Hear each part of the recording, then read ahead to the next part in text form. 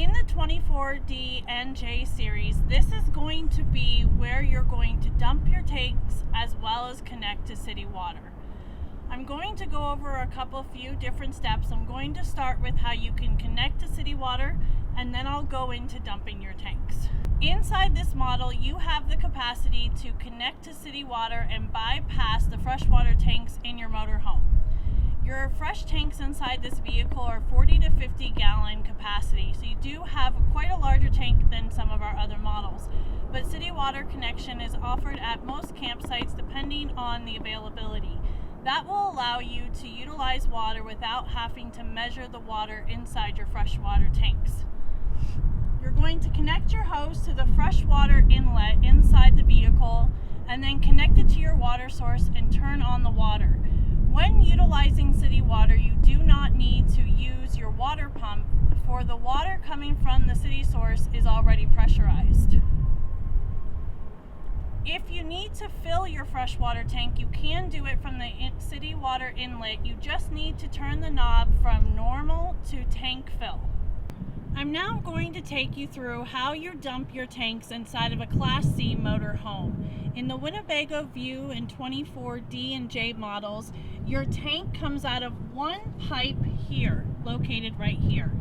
When removing the cap, you may have residual waste inside this line, so you want to hold your stinky-slinky below the cap when you remove the cap.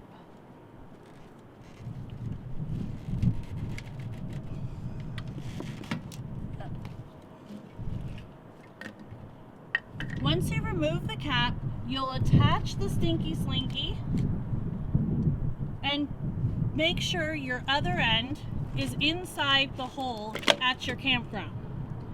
You will first then pull your black waste drain handle, allow the black waste to completely drain, close the valve, and pull your gray tank handle.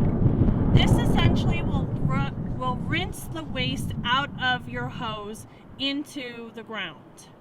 Once your gray tank is completely empty, you will close the gray tank valve, disconnect your hose, but when you disconnect your hose, you want to hold it underneath until there's no more water coming out of the drain, so you don't have fluid inside the cap.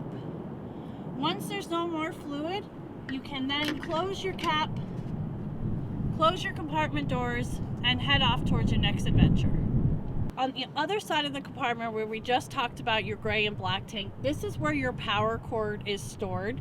So when you get to your campsite, if you do have power access, you're going to remove the cord and plug it into the campsite, ensuring that your fuses are turned on at the campsite to allow power to your camper van. Once you connect to power, you'll hear a click about 5 seconds after you connect, and that is your converter turning on for the safety features to run power through your motorhome.